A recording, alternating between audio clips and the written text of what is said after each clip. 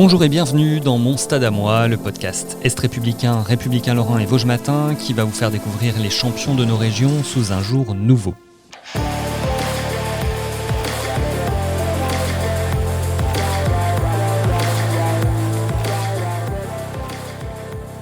C'est l'un de nos favoris pour ces JO 2022. Quentin Fillon-Maillet vise la médaille d'or en individuel, une suite logique pour ce franc-comtois.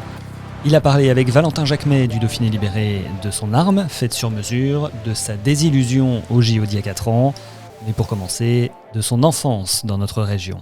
En habitant dans le Haut-Jura, en fait, c'est clair qu'on n'a pas de grands musées, de grands concerts ou d'autres grandes activités, on va dire plutôt culturelles. Donc, on se tourne très facilement vers le sport d'extérieur. Donc, dès tout petit, c'était des grandes marches, du vélo, de la course à pied, d'autres sports, en association. Et puis, bien entendu, l'hiver, le ski, parce que pas le choix. Quasiment le seul sport extérieur qu'on peut pratiquer. Donc, tout de suite, on initié par mes parents avec la famille en sport extérieur. J'ai pu pratiquer un peu de rugby, j'ai fait un peu d'athlétisme, un peu de triathlon, un peu de cross, puis bien entendu le ski de fond en premier. Ça a été le début, puis j'ai tout de suite pris un plaisir en fait d'être dans la nature, profiter, d'être avec des personnes aussi que j'aime, de me faire des amis dans ce milieu-là, et puis de fil en aiguille, il s'avère que j'ai un côté compétiteur qui avait envie d'exprimer avec un dossard, et puis ça s'est fait sur quelques courses en vélo, des courses en athlétisme et puis en ski de fond. Et puis les résultats sont venus, donc c'est vite devenu additif. Et j'ai lu en préparant ce podcast que le coup de foot du biathlon, c'est pendant les Jeux 2002, c'est ça ? Ouais, c'est pendant ces Jeux, ou peut-être ceux d'avant, je sais plus exactement, mais il y a un moment où j'ai vu du biathlon à la télé, donc je connaissais très bien le ski de fond, je savais ce que c'était. Ça me semblait bizarre, il tirait avec un espèce d'arc, ce qui en réalité était final le portage de la carabine qui ressemblait vraiment à une arbalète un peu. Et ça m'a vraiment intrigué parce que en fait quand j'étais petit, on a passé énormément de temps dans les bois à fabriquer des cabanes. C'était un peu la guerre des cabanes. Il fallait aller piller la cabane des voisins, et donc pour ça on avait des pistolets à billes, des arbalètes, des arcs, des serbacanes, et on se faisait un peu mal quelquefois. et en fait j'aimais beaucoup bricoler, créer les choses de moi-même, et en fait moi qui fabriquais moi-même des arbalètes, j'ai été très intrigué par ce sport, mais sans vraiment comprendre. Puis je sais pas, en fait j'ai jamais posé la question à mes parents savoir qu'est-ce que c'était en réalité. C'est que quelques années plus tard que je me suis rendu compte en fait c'était du biathlon. C'est de là qu'est venue la passion du biathlon, du fait que j'aimais le tir un peu en faisant des bêtises en étant petit, et puis j'adorais le ski de fond. Je dis c'est une super association, et c'est mon cousin Boris qui a quelques années de plus que moi qui lui s'est mis au biathlon, et je me rappelle avoir fait mes premiers tirs à la carabine biathlon derrière l'entreprise familiale, donc un tir complètement illégal sur sur des cibles bricolées, et je me rappelle faire ses premiers tirs, l'odeur de la poudre, cette atmosphère, ce côté un peu stressant du fait d'avoir une arme, quelque chose d'un peu dangereux, un peu illégal en quelque sorte. Donc ça m'a beaucoup plu. Et puis quelques années plus tard, j'avais à l'époque pas l'âge de faire du biathlon. Mais t'avais quel âge du coup quand tu ça c'était je pense aux alentours des 12-13 ans, mais c'est que quelques années après que j'ai fait l'initiation à 10 mètres, donc quelques courses en étant petit, et puis ensuite je suis parti première année avec une vraie carabine à 50 mètres sur un vrai circuit, et là c'était le début des choses sérieuses.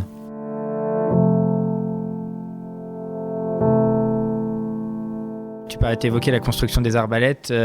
La construction de travail manuel, ça a été un peu un fil rouge aussi, parce qu'aujourd'hui, ta carabine, c'est aussi un produit Quentin Fillon-Maillet. Ouais, c'est comme j'ai dit, dès tout petit, j'aimais beaucoup créer les choses de moi-même, et j'ai eu la chance en fait d'avoir l'ancien atelier de l'entreprise familiale dans la maison qui était mitoyenne de mes grands-parents. Donc un gros atelier avec plein de vieux outils, pour la plupart obsolètes, mais le peu qu'il y avait, ça nous permettait en fait de passer énormément de temps à bricoler des choses, à faire beaucoup de bêtises surtout. On s'amusait à créer toutes sortes de systèmes de projectiles. Donc c'était vraiment le plaisir de faire les choses soi-même. Après j'ai démarré le biathlon, et puis pas la première année, mais quelques années après, on achète du matériel qui est très cher, et un jour j'ai demandé l'autorisation à mon père de modifier ma carabine. Donc modifier la crosse, à rajouter des petites choses. Mon père il a accepté parce qu'il voyait que les choses étaient un peu plus sérieuses, et puis qu'il me pensait, je pense, compétent à ce moment-là de tester des choses. Et puis ça a démarré, j'ai créé mes pros de carabine. Entre temps, mais en même temps même, j'ai commencé commencé mes études en conception industrielle. Et puis en fait les deux, c'était une super association. Ça réunissait deux passions, le biathlon, le ski de fond et le fait de construire les choses moi-même. Jusqu'au jour où je me suis dit je vais créer ma propre carabine, ma propre crosse. Donc là j'ai commencé à faire des croquis. Quelques plans avec un logiciel débutant pour conception sur ordinateur. J'ai fait ma propre crosse qui était très très loin d'être parfaite, mais que j'ai toujours dans un coin de mon garage. Et puis quelques années plus tard, avec des moyens un peu plus supérieurs, avec un logiciel de modélisation 3D, beaucoup plus de connaissances. J'ai passé presque 6 mois à dessiner ma future carabine, à essayer de penser à tout. J'ai passé des heures sur ma carabine en Coupe du Monde après les courses à l'hôtel, à prendre ma carabine en main, à réfléchir qu'est-ce que je pouvais faire avec un petit calepin, faire des croquis. J'ai fait pas mal d'erreurs sur ces premières conceptions. Franck m'avait prévenu, j'ai quand même voulu faire certaines choses. Et puis fil en aiguille, j'ai refait plusieurs autres crosses qui me permettent maintenant d'avoir un produit plutôt propre, mais en sans cesse évolution. Est-ce que le fait que ça soit un peu ton bébé, ça rajoute quelque chose dans la relation? Et les biathlètes, vous expliquez souvent quand même qu'il y a, un rapport presque charnel, entre guillemets, avec son arme. Est-ce que ça le renforce chez toi? Ouais, bien sûr, parce que en fait, déjà, c'est une pièce unique que j'ai réalisée moi-même.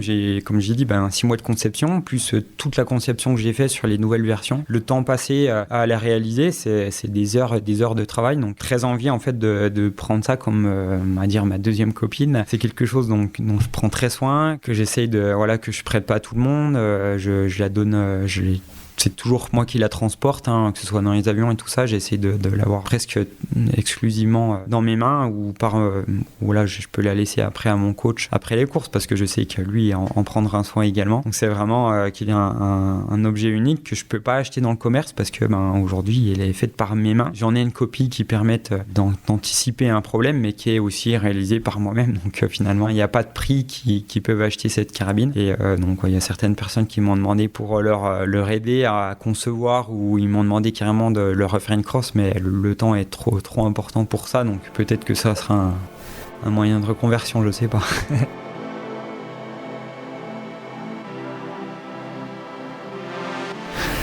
Si je te dis le 27 janvier 2019 je sais pas, janvier en Coupe du Monde. D'accord, j'imaginais bien. La Mastart d'Antols. Est-ce que c'est le plus grand souvenir de ta carrière jusqu'à aujourd'hui ou pas? Je pense que la course qui m'a procuré le plus d'émotions, c'est quand même le premier podium. Le 18 janvier 2015. Alors. C'est ça, ouais. Donc elle est notée dans le book, c'est-à-dire que tu allais m'en parler. Mais non, la plus grosse émotion, ça bien entendu, était le premier podium en Coupe du Monde. En fait, où à cette période-là, j'étais sur mes premières années en Coupe du Monde. Je me souviens encore dans la zone de départ et d'être encore impressionné par les athlètes qui m'entouraient. J'ai encore le poster de Björn Dahlén qui était encore posé sur le mur de la chambre de mon enfance.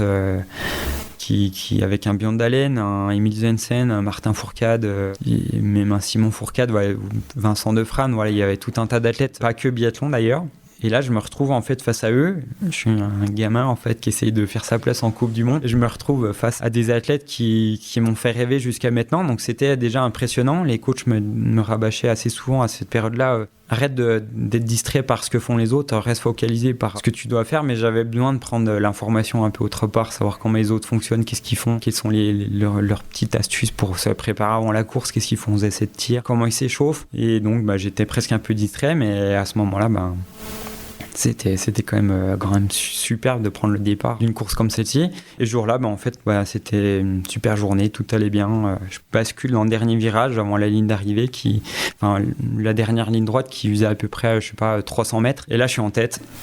Et je donne tout ce que je peux. Simon Schempp arrive à ma gauche et un Schlesinger qui arrive sur ma droite et j'ai toujours l'avantage jusqu'aux 5 derniers mètres où ça revient et je sais plus, la vitesse est tellement élevée que j'ai presque du mal à continuer à accélérer.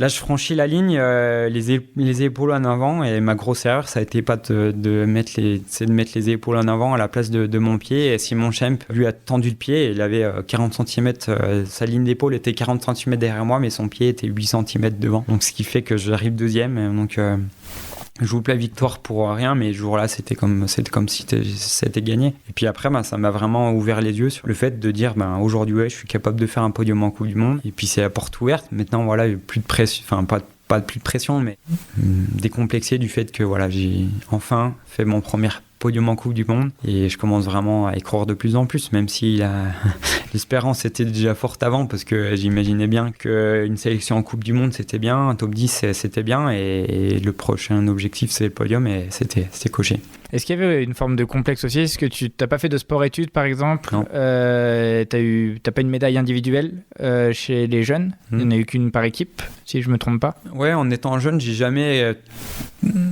complètement tout gagné. Et ça nourrit un complexe du coup quand tu es arrivé sur le circuit de la Coupe du Monde face à des Martin, des Simon Fourcade? Oui, il y a un certain complexe du fait de savoir qu'eux ont une expérience monumentale, plein de podiums. Martin, pour le coup, était déjà en tête du classement général. Il avait déjà bien entamé sa supériorité, sa période de supériorité. Et donc, presque un peu complexé du fait de se retrouver face à des mecs comme ça, et du fait de pas forcément avoir énormément de résultats en étant jeune. C'était compliqué de s'imaginer déjà dans une période où je commençais à tout gagner, et je pense qu'il m'a fallu, ça a été aussi un petit temps de latence où j'avais besoin de me construire et de mûrir par rapport à ça pour évoluer. Et même encore maintenant, je suis peut-être des fois encore dans cette phase là où j'ai une nécessité en fait de croire en moi encore plus que les autres pour essayer d'aller gagner. Et il y en a certains, on peut prendre pour le coup l'exemple concret de Martin qui lui arrivait tout de suite avec cette envie très forte de gagner, et moi pas forcément les rêves tout de suite pour rêver de victoire, mais déjà d'essayer de progresser progressivement. Et au final, quand j'y repense, j'aurais dû rêver tout de suite de victoire, ça m'aurait peut-être fait évoluer bien plus vite.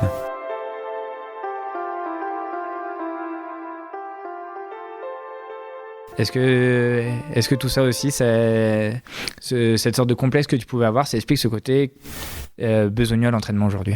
Ouais, je pense que j'ai besoin de montrer ma valeur aux autres, et ma valeur aux autres, je la montre via mes résultats, mais aussi l'implication que je mets à l'entraînement. Donc, chaque entraînement, c'est une nouvelle opportunité d'avancer et de me donner le maximum de chances pour évoluer. Et peut-être que c'est aussi, ça m'a peut-être, je pense, desservi sur certaines courses, dans le fait où je me raccroche peut-être trop au travail et tout ça, et si le travail n'a pas forcément été bien fait la veille ou la semaine avant, est-ce que ça me met des limites mentales pour essayer d'aller chercher de bonnes courses? Ça, j'en suis presque sûr, mais en tout cas maintenant j'essaie de passer au-delà de ça et me dire quoi qu'il s'est passé avant, de toute manière on part tous sur la même ligne de départ, mis à part sur une poursuite, mais on part tous sur le même pied d'égalité et on a tous les chances de gagner, et voilà, il faut juste être le meilleur ce jour-là. Dans une précédente interview, tu disais « Le biathlon m'a construit, m'a fait grandir et mûrir. J'essaie toujours de voir le bon côté des choses. Je suis là pour me faire plaisir, mais surtout pour faire plaisir aux autres. » Cette quête du partage, est-ce que c'est quelque chose c'est un supplément d'âme pour toi? C'est un vrai levier de motivation? Moi, je reviendrai un peu sur ce que j'ai dit, parce que surtout faire plaisir aux autres, j'en suis moins convaincu maintenant. Je suis avant tout là pour moi, donc quand j'ai démarré le ski de fond, j'y ai fait parce que j'aimais ça, et un peu pour faire plaisir à mes parents, mais mes parents, ils l'ont fait aussi pour me faire plaisir, donc fallait que l'envie vienne de moi, et tout ce que j'ai fait jusqu'à maintenant, je le fais avant tout parce que ça me rend heureux, ça me fait plaisir, et parce que ça me permet de montrer ma valeur à tout le monde. C'est ma façon de m'exprimer, parce qu'au final, quand je fais ma course à fond, je me donne autant que tout seul à l'entraînement, et pourtant à l'entraînement, il n'y a personne pour m'encourager, mais je prends énormément plaisir à dire je me suis investi tant d'années, tant de temps, tant de kilomètres, tant d'énergie dépensée à l'entraînement et à la récupération, à la nutrition, à tout ce qui peut tourner autour de biathlon. Et maintenant le résultat, les moments de réussite sont tellement forts en fait que pour reparler de mon premier podium en Coupe du Monde, à ce moment-là, quand je franchis la ligne, les premières choses qui me passent dans la tête, c'est me dire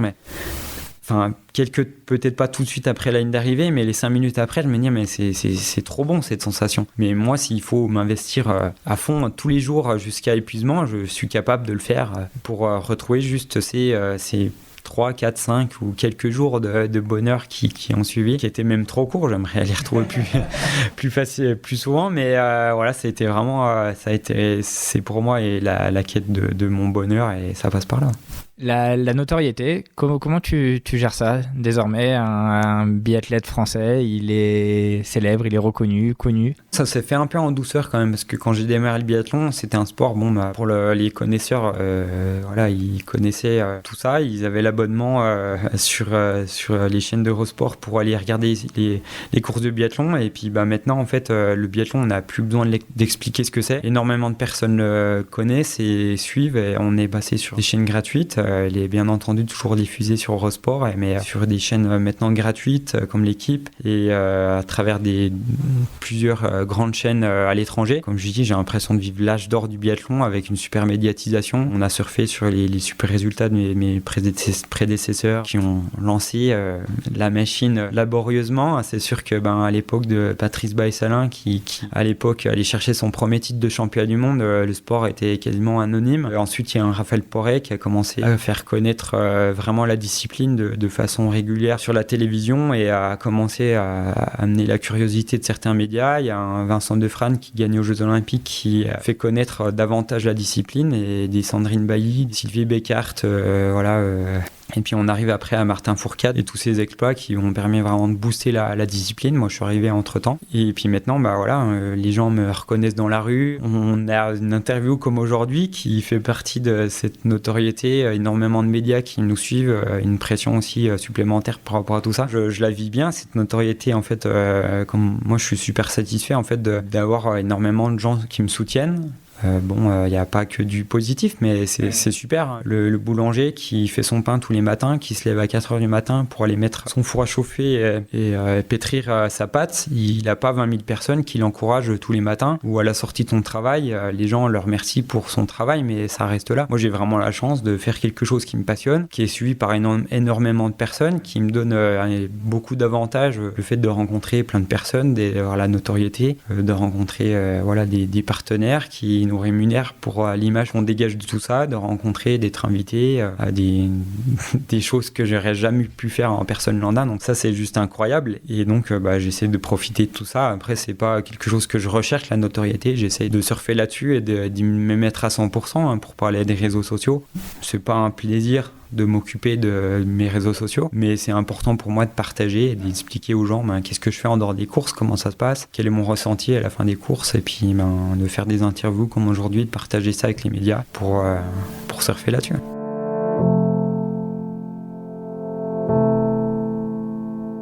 On se projette de l'autre côté, du côté de l'auditeur. Qu'est-ce que tu conseillerais à un gamin qui a 10 ans, qui voit Quentin Fillon-Maillet briller en Coupe du Monde tous les week-ends?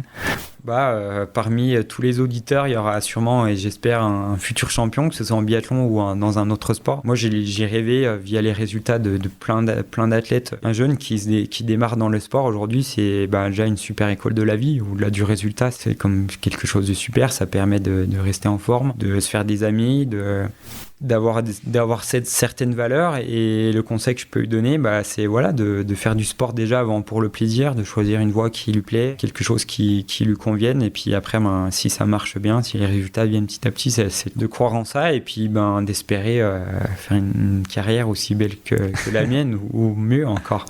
Tu fais les transitions tout seul. Tu disais qu'il y avait un rêve qui n'était pas coché, c'était celui des Jeux. Ouais. Ça tombe bien, on est en année olympique. Ouais. La médaille, ou la médaille d'or même à Pékin, c'est le moteur ultime. Je sais pas si c'est le moteur ultime, mais c'est vraiment quelque chose qui me fait envie. C'est pour ça que je me lève tous les matins, que je m'entraîne sous la pluie, des fois où j'ai pas envie, le jour où ça fait froid, que je m'investis autant et que je souffre à certains moments, que je fais autant de sacrifices. Et ça, c'est vraiment la friandise.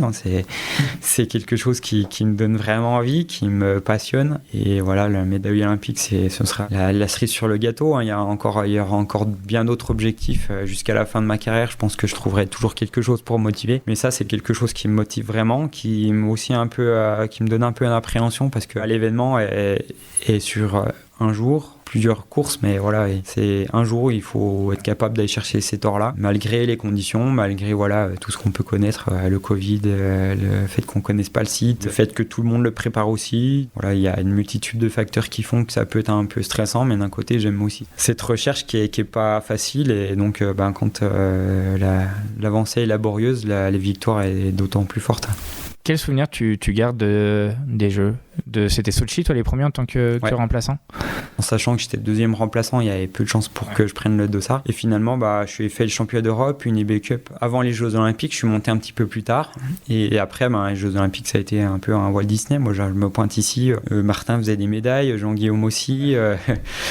Donc, c'était déjà assez fort. Les filles aussi, on fait quelques belles courses. Et puis, en fait, moi, je m'entraînais le matin pour rester en forme, un peu toujours dissocié du reste de l'équipe. Et puis, après, l'après-midi, j'avais un peu de temps ou le soir pour aller regarder les compétitions. Bien entendu, course de ski de fond, biathlon, c'était obligatoire. En étant juste au village nordique, c'était une obligation d'aller regarder toutes ces courses-là. Et puis j'ai eu la chance de partager quand même pas mal d'autres disciplines parce que j'avais le temps. Et donc ça, c'était une belle expérience. Malgré le côté sérieux, parce que je voulais tenir mon rang si je devais être appelé. Mais ça a été un peu les vacances olympiques. Donc ça a été sympa. Et la deuxième expérience, ça a été Pyeongchang, qui a été quand même qui était plus difficile. Compliqué. Ouais. Ma copine a eu des gros problèmes de santé. Mon beau-père était aussi très gravement malade. Et donc, une période un peu difficile parce que la tête un peu ailleurs. Des grosses complications sur le tir couché.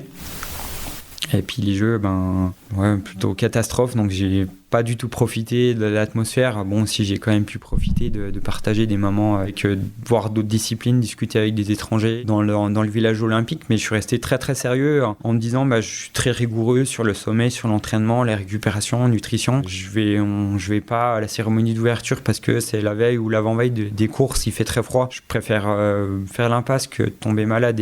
Et donc, finalement, en fait, j'ai pas fait la cérémonie d'ouverture. J'ai fait de très mauvaises courses. Et du coup, sur la fin des Jeux, comme ça se passait mal, j'ai pas été sélectionné pour le relais, ce qui était au final peut-être une bonne chose parce que ça m'a permis de rentrer plus tôt et de me soulager. Et donc, du coup, j'ai pas fait cérémonie de fermeture. Donc, j'ai loupé pas mal de choses. J'ai pas vu d'autres disciplines. Donc, grosse déception. Donc, j'ai regardé le relais que j'aurais pu courir, du coup, à la télé avec beaucoup d'amertume. J'avais envie que mes copains fassent bien parce que je leur souhaite bien entendu de réussir. Quelques jours avant, ils avaient gagné le relais mixte. Donc ça, c'était une médaille d'or olympique. J'étais content pour eux, mais un petit côté de moi-même avait envie qu'ils réussissent pas parce que je suis pas avec eux. S'ils font une médaille, j'ai envie d'être avec eux. Donc ça a pas marché, mais c'était avec déception pour eux, mais voilà, j'étais parti sur autre chose. Et moi qui étais focalisé exclusivement performance, le fait de rentrer bredouille de ces jeux, c'était une grosse déception. Donc sur le coup, j'avais pas forcément la tête sur les prochains Jeux olympiques. J'avais déjà envie de revenir auprès de mes proches, puis envie de trouver une solution sur les problèmes que j'avais sur l'instant, notamment le tir, plutôt que imaginer la suite des événements qui était 4 ans plus tard, qui est toujours maintenant l'objectif, mais ça a été un objectif qui est venu un peu plus tard, Et maintenant, la suite a été vachement plus brillante avec une grosse progression. Ça m'a permis de me classer parmi les meilleurs mondiaux, d'aller chercher les médailles individuelles, donc 5 médailles individuelles sur les championnats du monde, tout un tas de médailles en équipe avec l'équipe de France, relais mixte ou relais masculin. Ça a été aussi vraiment un pur bonheur de partager autant d'émotions avec l'équipe de France. Et maintenant, je me retrouve dans un autre statut où là, je suis plus juste à tenter de faire une médaille. C'est vraiment le gros objectif. J'ai vraiment le potentiel et donc j'essaie pas de me mettre non plus trop la pression parce que j'ai le potentiel, mais il faudra être présent le jour J pour faire les choses. Et donc mon plan d'attaque, c'est la médaille d'or et rien d'autre. J'imagine pas les Jeux Olympiques sans médaille autour du cou. Tu disais, j'ai aussi un autre statut qu'il y a 4 ans. Ouais. Ce rôle de leader, ça s'apprend? Le rôle du leader, il est venu petit à petit, mais c'est vrai qu'il y a 4 ans, j'étais pas forcément dans cette optique. J'ai été encore dans la phase où j'essaie de me construire des bonnes courses. Je tente des super choses. Moi, j'ai fait quand même 10e mondial cette saison olympique, donc qui était très très loin d'être nul. Ça a été une fierté pour moi, malgré les grosses complications en tir couché, de réussir à aller chercher un top 10. Mais après, les choses ont un peu changé. J'ai encore plus cru en moi et avoir encore plus de confiance, plus avoir peur d'aller faire une bonne course.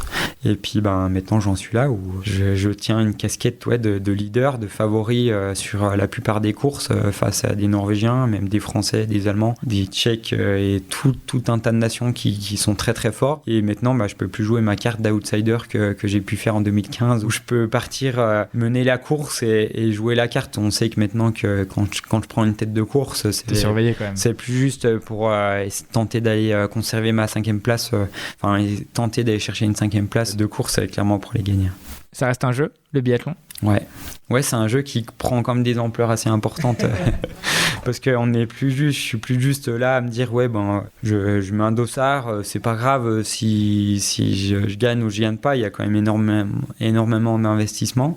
Je joue pas, je suis très très loin de jouer ma vie, mais je pars comme si en tout cas. Donc bien entendu que c'est un grand jeu qui a pris des proportions très très importantes, qui a fidélisé énormément de personnes et qui fait travailler aussi beaucoup de monde. Donc j'ai une part de responsabilité, mais je l'assume complètement, et en fait le fait de se détacher en fait de cette pression extérieure, ça me permet aussi de juste être serein sur ce que j'ai envie de faire, et puis au final quand je réussis ce que j'ai envie de faire, ça fait plaisir du monde. Merci beaucoup Quentin. Merci à vous, à bientôt.